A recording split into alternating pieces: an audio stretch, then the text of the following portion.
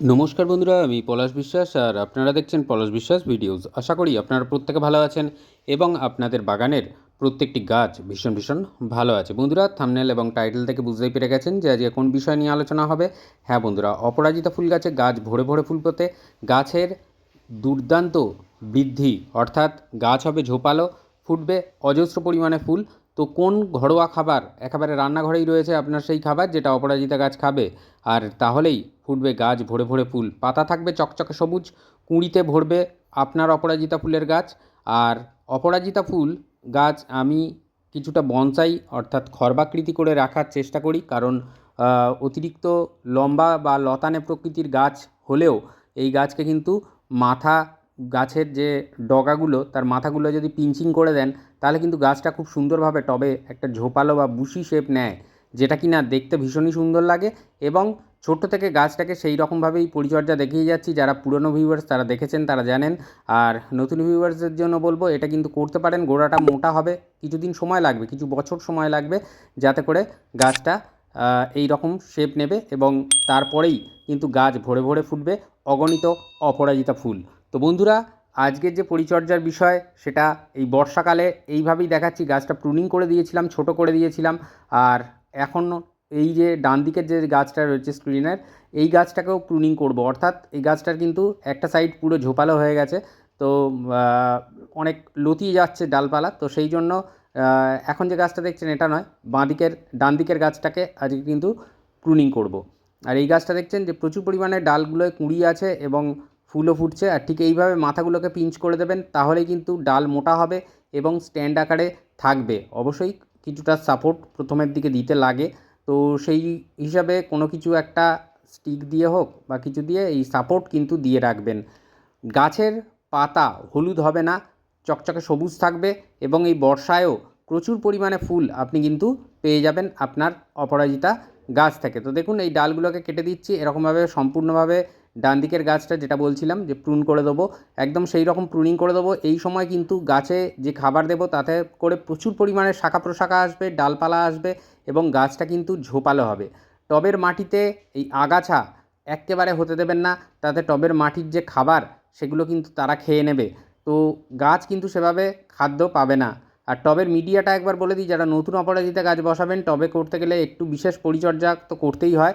তো সেই ক্ষেত্রে মাটিটা নেবেন, টবের অর্ধেক গার্ডেন সয়েল নেবেন, তারপর তার সাথে মিশিয়ে নেবেন 30% কম্পোস্ট, ভার্মি কম্পোস্ট বা 1 বছর পুরনো গোবর সার। তো একটা টবের কিন্তু 50% মাটি এবং 30% কম্পোস্ট, 80% ভরে গেল। ফাঁকা যে 20% পড়ে থাকবে বিল্ডিং কনস্ট্রাকশনে ব্যবহার করা লাল মোটা দানার বালি নিয়ে আমরা ভরিয়ে নেব। তো এই তিনটে উপাদান খুব ভালো করে মিশিয়ে নিয়ে গাছ বসাবেন এবং সাথে অল্প করে নিমখোল দিয়ে নিতে পারেন, 1/2 টেবিল চামচের মতন নিয়ে টবের মিডিয়া প্রস্তুত করে গাছ বসিয়ে দিন। 15 দিন পর থেকে খাবার দাবার দেওয়া শুরু করে দেবেন নতুন গাছ বসানোর পরে। তো এই যে টবের মিডিয়াটা দেখুন আমার কিন্তু খালি রয়েছে, মানে অর্থাৎ 3 থেকে 4 ইঞ্চি বা 2 ইঞ্চি এরকম করে খালি রেখে দেবেন, যাতে করে চাপান সার দিতে সুবিধা হয় আমাদের এবং গাছে জলও দিতে সুবিধা হবে। তো এখানে কি খাবার নিচ্ছি, আর রান্নাঘরের যেহেতু খাবার বলেছি একদম ঘরোয়া উপাদান দিয়ে তৈরি, সেই খাবারটাকে দেখিয়ে নিচ্ছি। দেখুন, এখানে সরিষার গুঁড়ো, কালো সর্ষে বা সাদা সর্ষে মুদিখানার দোকান থেকে কিনে নিয়ে আসবেন, মিক্সিতে পেশাই করে নেবেন, গুঁড়ো করে নেবেন। সম্পূর্ণ খাঁটি উপাদানটা পেয়ে যাবে। একটা গাছের জন্য 1 টেবিল চামচ সরিষার গুঁড়ো, এই সরিষার গুঁড়ো সাদা বা কালো যে কোনোই হতে পারে। তো 1 টেবিল চামচ একটা গাছের জন্য, দুটো টবে দেবো তাই 2 টেবিল চামচ নিয়েছি। আর এর সাথে যে উপাদানটা নিয়ে নেব কাঁচা বাদাম, অর্থাৎ কাঁচা বাদাম মুদিখানার দোকান থেকে কিনে নেবেন, নিয়ে সেটাও মিক্সিতে পেশাই করে নেবেন। নিয়ে ওটা কিন্তু 1/2 টেবিল চামচ একটা গাছের জন্য, আর যেহেতু দুটো টব তাই 1 টেবিল চামচ পরিমাণে নিচ্ছি। এই সরিষার গুঁড়োয় কিন্তু প্রচুর পরিমাণে নাইট্রোজেন আছে, যেটা কিনা দুর্দান্ত কাজ করবে, গাছের বৃদ্ধিতে সহায়তা করবে এবং তার পাশাপাশি মাইক্রোনিউট্রিয়েন্ট কিছু, যেটা কিনা গাছের কিন্তু ফুল আনতে সাহায্য করে। আর বাদাম খোলেও আমরা জানি নাইট্রোজেনের মাত্রা আছে সেই রকম, তাই বাদামেও সেটা থাকবে, এটাই স্বাভাবিক, এবং গাছের বৃদ্ধি বিকাশে সাহায্য করবে এবং ফুল আনতেও সাহায্য করবে। তার সাথে নিয়ে নেব ভার্মি কম্পোস্ট, সেটা মোটামুটি হাতের 2 মুঠো, অর্থাৎ টেবিল চামচ অনুযায়ী হলে হয়তো 10 টেবিল চামচের মতন হবে। তো সামান্য কম বেশি হলে কোনো সমস্যা হবে না। এই ভার্মি কম্পোস্ট আমরা কিন্তু নিয়ে নেব দুটো গাছের জন্য, তাই 2 মুঠো নিলাম হাতের। আর এটাকে আপনারা টেবিল চামচের হিসাবে করলে 10 টেবিল চামচ করে নিয়ে নেবেন। তো নিয়ে খুব ভালো করে এই 3টে উপাদান মেশাতে হবে। এর সাথে কি দেব? এর সাথে যে জিনিসটা দেবো সেটা কিন্তু ভীষণ গুরুত্বপূর্ণ।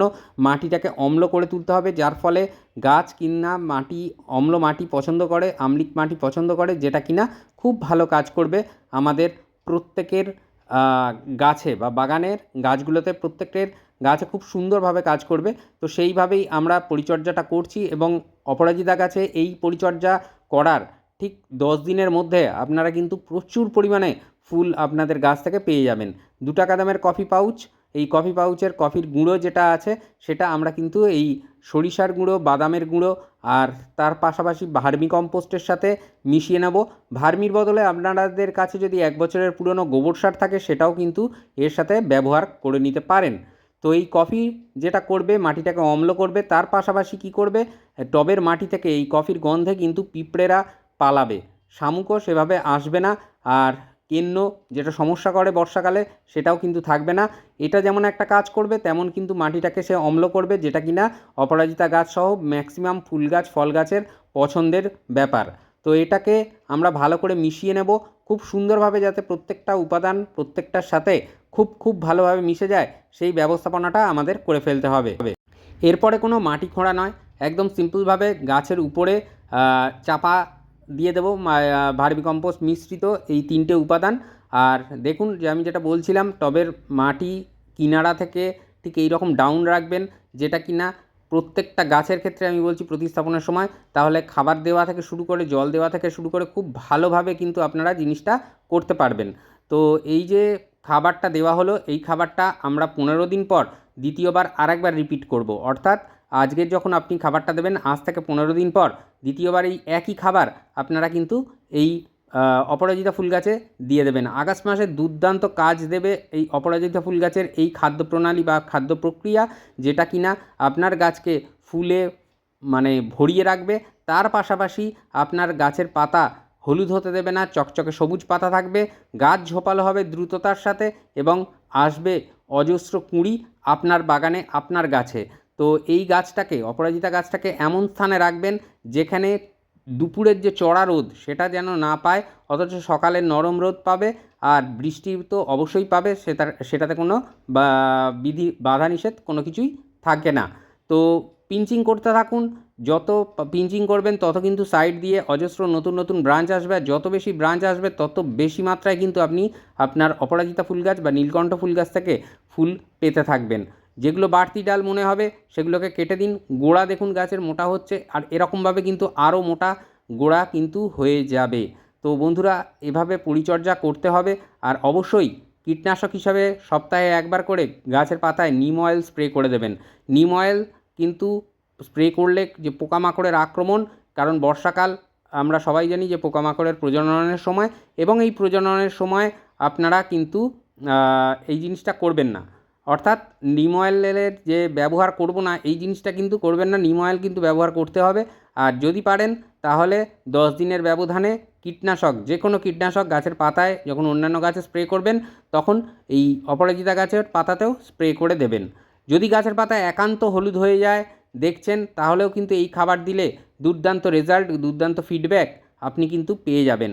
আর যেদিন এই টবের মিডিয়ায় খাবারটা দেওয়া হলো তার থেকে ঠিক 2 দিন পরে যে কোনো মাইক্রোনিউট্রেন্ট, আমি বায়োভিটা এক্স দেখাচ্ছি মানে এটাই নয়, যে কোনো মাইক্রোনিউট্রেন্ট, যে কোনো অনুখাদ্য আপনি কিন্তু আপনার গাছের পাতায় স্প্রে করে দেবেন বা টবের মিডিয়াতেও দিয়ে দিতে পারেন। ভীষণ ভালো রেজাল্ট আপনি কিন্তু আপনার গাছ থেকে পাবেন বন্ধুরা।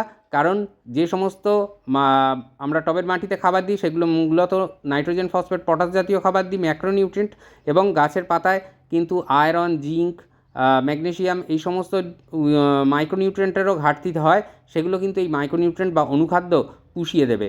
তো বন্ধুরা, বুঝতে পারলেন যে কীভাবে পরিচর্যা করতে হবে অপরাজিতা গাছে এই আগস্ট মাসে প্রচুর পরিমাণে ফুল পেতে গেলে, আর গাছকে অবশ্যই দ্রুততার সাথে বৃদ্ধি করাতে গেলে কি করতে হবে। তো এভাবেই পরিচর্যা করুন, 10 দিনের মধ্যে আপনার অপরাজিতা গাছ ফুলে ভরিয়ে দেবে। এই রান্নাঘরের ছোট্ট 2টি উপাদান, ছোট্ট 2টি খাবার আপনার বাগানকে সাজিয়ে তুলবে। এভাবেই পরিচর্যা করতে থাকুন, আর অবশ্যই দেখতে থাকুন পলাশ বিশ্বাস ভিডিওস। আর যেতে একটাই কথা বলবো, মন থাক চিরসবুজ, পৃথিবীও সবুজময়। আমাদের কথা ভেবে তো অবশ্যই আমাদের ভবিষ্যৎ প্রজন্মের কথা ভেবে আমাদের প্রত্যেককে কিন্তু বাগান করতে হবে। যাদের যতটুকু জায়গা আছে বন্ধুরা, বাগান করুন। মন ভালো রাখার পাশাপাশি জীবনদায়ী অক্সিজেনটাও আমরা কিন্তু পেয়ে যাব। তো আজকের মতো এ পর্যন্তই। আবার আসছি আগামীকাল ঠিক সন্ধ্যে 6টায়। ততক্ষণ সকলে সুস্থ থাকুন, ভালো থাকুন। প্রচুর পরিমাণে গাছ লাগানোর পাশাপাশি দেখুন পলাশ বিশ্বাস ভিডিওস। নমস্কার, খুব ভালো থাকবেন সকলে। হ্যাপি গার্ডেনিং বন্ধুরা।